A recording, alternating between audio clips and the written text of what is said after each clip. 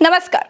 प्रधानमंत्री नरेंद्र मोदी को पता है कि आरएसएस उनसे नाराज है, इसीलिए 30 मार्च को वो भागे भागे नागपुर पहुंच रहे हैं। लेकिन मोदी जी खाली हाथ नहीं जाना चाहते, इसलिए वो किसी भी तरह वक्फ बिल को संसद में पास कराना चाहते हैं। और जब से खबर मिली है कि संघ बीजेपी अध्यक्ष के लिए योगी आदित्यनाथ के नाम पर विचार कर रहा है, तब से तो वो और भी ज्यादा टेंशन में आ गए हैं। संजय जोशी, वसुंधरा राजे तक तो ठीक था, हो सकता है कि उनके नाम पर मोदी जी तैयार भी हो जाते, लेकिन जब से योगी आदित्यनाथ का नाम सामने आ गया है, मोदी जी कुछ भी करके इसे रोकना चाहते हैं। वक्फ बिल के विरोध में प्रदर्शन हो रहे हैं। नीतीश, नायडू और चिराग और जयंत जैसे सहयोगियों पर दबाव बढ़ रहा है, लेकिन मोदी जी का पूरा फोकस आजकल सिर्फ और सिर्फ संघ को खुश करने पर ही है। आप सोचिए कि मोदी जी को 11 साल में फुर्सत नहीं मिली नागपुर जाने की, लेकिन अब देखिए अचानक वो नागपुर जा रहे हैं। कोई ना कोई बात तो है जिसने मोदी जी को मजबूर कर दिया है। तो दोस्तों देखिए, वजह तो है। पहली बात यह है कि संघ बीजेपी अध्यक्ष के मसले पर बिल्कुल अड़ा हुआ है कि बार बार तारीख क्यों दी जा रही है, नियुक्ति आखिर क्यों नहीं हो रही है। और दूसरी बात यह है दोस्तों कि संघ मोदी जी से यह जानना चाहता है कि इस साल सितंबर के महीने में जब वो 75 बरस पूरे कर लेंगे, उसके बाद का उनका आखिर प्लान क्या है।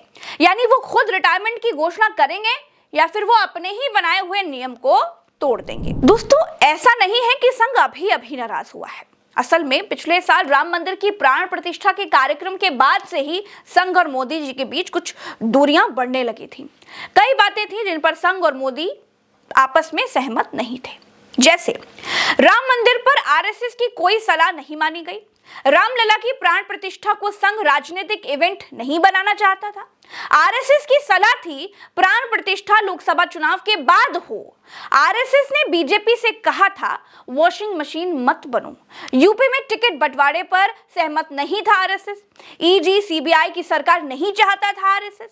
मोदी सरकार और मोदी की गारंटी जैसे स्लोगन आरएसएस को नापसंद थे। आरएसएस की सलाह थी कि मुफ्त राशन देना बंद करें।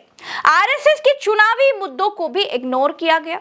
जेपी नड्डा का बयान। दोस्तों इन तमाम बातों से संघ नाराज था और अभी भी नाराजगी पूरी तरह से खत्म नहीं हुई है। जिस तरह से भाजपा बार बार राष्ट्रीय अध्यक्ष के ऐलान में टाल मटोल कर रही है, संघ उसे भी देख रहा है। मोदी जी को लगता है कि अगर वो नागपुर जाकर मोहन भागवत से मुलाकात करेंगे, वहां कुछ उद्घाटन, कुछ शिलान्यास कर देंगे, वक्फ बिल को संसद से पास करवा देंगे, तो संघ उन्हें क्षमादान दे सकता है। लेकिन दोस्तों संघ अब बीजेपी को गुजरात लॉबी के कंट्रोल से मुक्त करने की ठान चुका है। संघ ऐसे ही शख्स को अध्यक्ष पद पर देखना चाहता है जो मोदी शाह के प्रभाव से बाहर हो, संघ के एजेंडे को आगे बढ़ा सके और हिंदुत्व की राह पर चले। अब ऐसा दमदार चेहरा योगी आदित्यनाथ का ही है। संघ को लगता है कि अभी योगी आदित्यनाथ को अध्यक्ष बनाकर वो 2029 में योगी को आगे करके जीत की राह तय कर सकता है और फिर योगी को प्रधानमंत्री बनाने में कहीं कोई मुश्किल नहीं होगी। दोस्तों साहेब को लगता है कि उनके बाद तो मोटा भाई, लेकिन दोस्तों ये वो नाम है जिस पर संघ कभी सहमत नहीं हो सकता और इसीलिए मोदी जी अब इस कोल्ड वॉर को खत्म करने की जुगत में लग गए हैं। मोदी जानते हैं कि योगी के आने का मतलब बीजेपी में उत्तर प्रदेश और खास तौर पर पूर्वांचल का दबदबा बढ़ जाना है। फिर मोदी चाह करके भी अमित शाह के लिए कुछ भी नहीं कर सकेंगे। दूसरी ओर मोदी जी खुद अपने लिए भी एक सम्मानजनक विदाई तो चाहते ही हैं, इसीलिए वो नागपुर जाकर के संघ की मंशा को जान लेना चाहते हैं। दोस्तों 2024 में जब से मोदी जी बीजेपी को बहुमत की सीटें नहीं दिला पाए, तब से उनका जो कद और तेवर है वो कुछ कम हुआ है, इसमें कोई दो राय नहीं है। लेकिन संघ के सामने मोदी इतने कमजोर हो जाएंगे, ये शायद किसी ने नहीं सोचा था। अब मोहन भागवत और मोदी जी की मुलाकात के बाद दिल्ली से लेकर लखनऊ तक क्या क्या बदलता है, ये भी देखना होगा। फिलहाल तो इस खबर में इतना ही। चलते हैं। नमस्कार।